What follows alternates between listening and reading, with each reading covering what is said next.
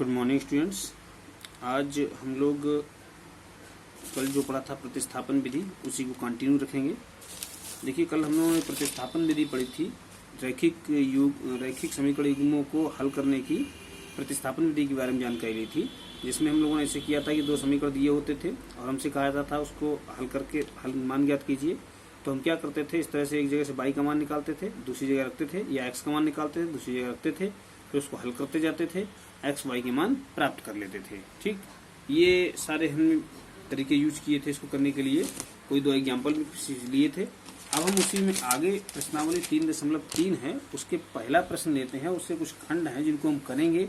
शेष प्रश्न दूसरा और तीसरा बचेगा, तो उसको हम जब 2-3 विधियां ये सीख लेंगे उसके बाद एक साथ एकीकृत रूप में बाद में सीखेंगे।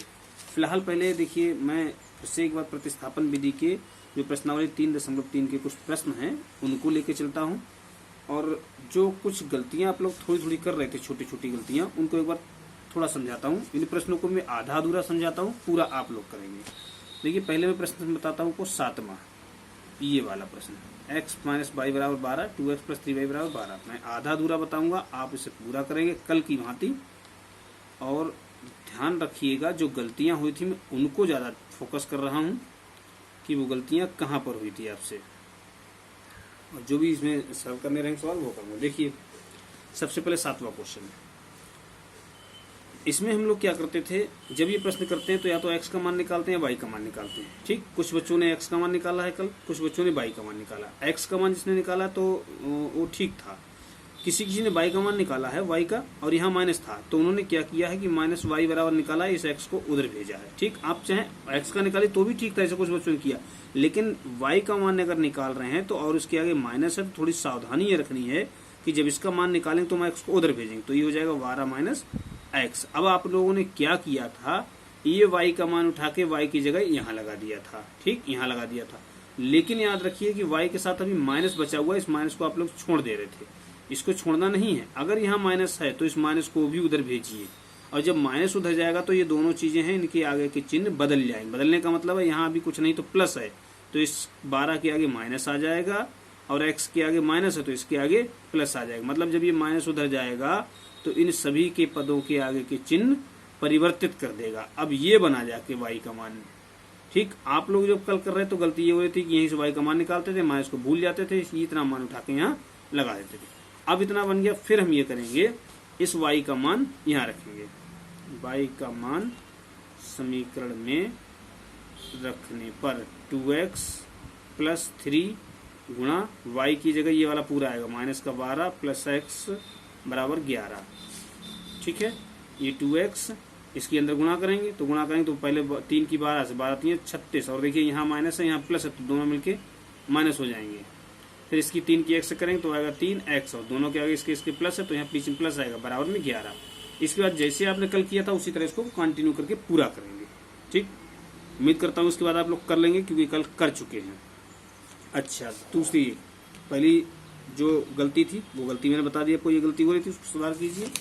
दूसरी मैं पूरा नहीं कर रहा हूँ, अगर आपको समस्या होती तो फिर पूछिए, फिर मैं बताऊंगा, लेकिन अगर मैं पूरा करूंगा तो ये वीडियो बहुत लंबा हो जाएगा, इसलिए आप इसको अपने आप कीजिए। अच्छा, अब इसके बाद देखिए, इसके बाद ये वाला प्रश्न, पहला वाला शायद आप लोग कर लेंगे कल की तरह। दूसरा वाला, इसको मैं थोड़ा सा हिंट देता हूँ, बना देता हूँ आपको कल की तरह, उसके बाद आप लोग खुद कीजिए। देखिए, दूसरा प्रश्न लिखा हुआ है s minus T is equal to 3, दूसरा लिखा है s बटे 3 प्लस t बटे 2 बराबर 6। देखिए, ये भी प्रश्न वैसे ही है, यहाँ x y होते थे, यहाँ यस टी है, बात वही है। यहाँ से भी हम ये करेंगे कि s का मान निकालेंगे, s का मान निकालेंगे तो t को उधर भेजेंगे, जब t उधर जाएगा तो यहाँ 3, t उधर जाएगा तो उधर जाके यहाँ माइनस का है, उधर जाके प्लस का। अब देखिए, यहाँ x क्या है कि माइनस वगैरह नहीं है, तो सीधे x का ये मान उठा के s की जगह रखेंगे। लेकिन अगर कभी आप रख दीजिए तो भी उत्तर आएगा, लेकिन अगर कभी ऐसा होता है कि कोई प्रश्न बटे वाला आ जाए तो उसका थोड़ा पहले सरल कर लीजिए, क्योंकि बटे वाला देख के थोड़ी गुणा भाग करने में आपको दिक्कत हो सकती है, जोड़ने का टाइम समस्या आ सकती है। तो एक काम कीजिए, इस बटे वाले पद को खत्म ही कर दीजिए। और खत्म करने के लिए इनका देखिए लासा, या इनकी गुणा कितनी होगी, 3 दूनी 6 होगी, तो 6 होगी तो 6 से पूरे में गुणा कर दीजिए, जितनी इनकी गुणा है उतने से पूरे में गुणा कर दीजिए, 6 से गुणा, उसके बाद मान रखेंगे। करने पर 6 से गुणा करें तो यहाँ 6 से यहाँ ऊपर आएगा 6s बटे में 3 ऐसे ही, यहाँ 6 से करेंगे तो 6t बटे में 2 ऐसे ही, ये वाला बटे में 2, यहाँ 6 से गुणा करेंगे 6 6 36, मतलब 6 की गुणा यहाँ भी यहाँ भी यहाँ भी, तीनों जगह गुणा होगी। अब देखिए यहाँ से कट जाएगा, 3 एकम 3, 3 दूनी 6, 2 एकम 2, 2 3 6, तो ये बचेगा तुम्हारे पास 2s, यहाँ बचेगा 3t बराबर में 36। ये समीकरण हमारा दूसरा बनेगा जाके। ठीक, इसको छोड़ दीजिए, इसको देखिए। अब एक ये है, एक ये 2 है, ये इसका मान हमने यहाँ से निकाल लिया था। अब ये इसका ये मान उठा के इसकी जगह यहाँ लगाएंगे, s का मान रखने पर 2 इस s की जगह ये वाला 3 + t लिखेंगे, s नहीं लिखेंगे, 3 + t लिखेंगे, प्लस 3t बराबर में 36। इसके अंदर गुणा करेंगे तो 2 3 6, इसकी इससे करेंगे तो 2 और t बस साथ साथ लिखने हैं दोनों को, 3t बराबर में 36। अब आपको पता है, इसको उधर भेजेंगे, इन दोनों को जोड़ लेंगे, फिर बटे में भेज देंगे, मान निकल आएगा। ठीक, जब t का मान निकल आएगा तो t का मान उठा के पहली समीकरण t की जगह लगा दीजिए, s का मान निकल आएगा, जैसे हम कल कर रहे थे। आगे आप करेंगे। देखिए इसी क्रम में प्रश्न नंबर मैं लेता हूँ 6वां, ये वाला, ये लिखा है 3x बटे 2 माइनस का 5y बटे 2 बराबर में -2। यहाँ x बटे 3 प्लस y बटे 2 बराबर में 13 बटे 6। देखिए फिर एक बार इसको करने के लिए ये दो समीकरण दिए हैं, बटे में आ रहे हैं, जैसे मैंने अभी कहा था यहाँ बटे में आ रहा है, तो इसमें पहले हम बटे वाला खत्म करते हैं। बटे वाला खत्म करने के लिए दोनों संख्याएं एक सी हैं, तो अगर संख्याएं एक सी हैं तो जितना है उतने से गुणा कर दीजिए। अगर एक से नहीं होती तो हम किसी और से गुणा करते हैं। 2 हैं तो इस पहले समीकरण में 2 से गुणा कर, दोनों जगह 2 है तो 2 से गुणा कर दे रहे हैं। समीकरण 1 में 2 से गुणा, जब इसमें 2 से गुणा करेंगे देखिए तो यहाँ हो जाएगा 2 3 6x बटे में 2 ऐसे ही, यहाँ 2 से गुणा करेंगे तो 2 पंजे 10 y बटे में 2 ऐसे ही, यहाँ 2 से गुणा करेंगे 2 दूनी 4। अब ये कट जाएंगे कि 2 3 6, 2 पंजे 10, तो यहाँ बचा हमारे पास 3x, यहाँ बचा -5y बराबर -4। ठीक, ये तीसरा समीकरण बन गया। इसमें देखिए बटे वाली चीज़ खत्म हो गई, इसका बटे वाला खत्म करते हैं। अब ये दोनों अलग अलग हैं, अगर अलग अलग तो इन दोनों गुणा करिए, 3 दूनी 6, जितना आए उतने से गुणा कीजिए। मतलब समीकरण 2 में अब की बार हम लोग 6 से गुणा करेंगे। ठीक, इस वाले में इसमें 6 से गुणा, यहाँ 6 आएगा, यहाँ 6 आएगा, इसमें 6 से गुणा होगी, मतलब 6x बटे में 3 प्लस यहाँ y बटे 2 है तो 6y बटे 2, इधर 6 गुणा 13 बटे 6, 13 बटे 6। अब देखिए इससे काटेंगे तो 3 एकम 3, 3 दूनी 6, 2 एकम 2, 2 3 6, 6 एकम 6, इतना कट गया। तो ये बचा हमारे पास यहाँ 2x प्लस यहाँ बचा है 3y बराबर में यहाँ बचा है केवल 13। तो एक समीकरण ये बना जाके, एक समीकरण ये 3 और 4 वाले, 3 को यहाँ लिख लीजिए चाहे, 3x माइनस, चलिए इतना ही रहने दीजिए, ये 3 बना है, ये 4 बना है।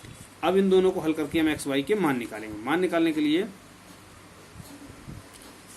लिए देखिए यहाँ से हम किसी एक चीज़ का मान निकालें, चाहे x का चाहे y का। मान लीजिए x का निकालेंगे तो 2x यहीं रहेगा, इस y को उधर भेजेंगे तो हो जाएगा 13 माइनस का 3y बटे में फिर इतना बन गया। इस 2 को भी उधर भेजेंगे क्योंकि मान x का चाहिए, तो x बराबर हो जाएगा 13 माइनस 3y पूरे के बटे में 2, ये जाएगा उधर पूरे के बटे में जाएगा। अब ये x का मान उठा के x जगह समीकरण 3 लगाएंगे। समीकरण 3 में x का मान रखने पर, जब यह मान रखेंगे तो आएगा देखिए 3, इस x की जगह पर x का ये वाला मान गुणा लगा के 13 माइनस 3y बटे में 2, ये वाला माइनस का 5y ऐसी रहा बराबर में -4। ठीक, अब इसको आप लोग हल कीजिए, आगे हल करके x y के मान निकालिए। नहीं आता तो फिर पूछिए। देखिए इसके बाद ये बता दिया पहला 7वां, बचे हैं केवल तीसरा चौथा प्रश्न। तीसरे चौथे की बात करूं अगर मैं, तो तीसरे प्रश्न को आप लोग शायद कर सकते हैं, किसी एक का मान निकालिए, दूसरे में रख दीजिए। ठीक, हो सकता है इस प्रश्न में y या x सब कट जाए, केवल गिनती दोनों तरफ बचे। अगर गिनती दोनों तरफ बचे तो इसका मतलब होता है कि इस समीकरण के अनंत हल कैसे याद कर सकते हैं। बात करते हैं हम 5वें सवाल की। 5वां सवाल देखिए, ये लिखा है करणी में 2x प्लस करणी में 3y बराबर 0। दूसरा लिखा है करणी में 3x माइनस करणी में 8y बराबर में 0। अब हम हल करने के लिए इसमें से किसी एक का मान निकालेंगे, चाहे x का चाहे y का। मान लीजिए x का मान निकालते हैं तो इसको यहीं रोकेंगे, इसको उधर भेजेंगे। जब ये उधर जाएगा तो माइनस का, और 0 होता तो 0 को नहीं लिखते हैं।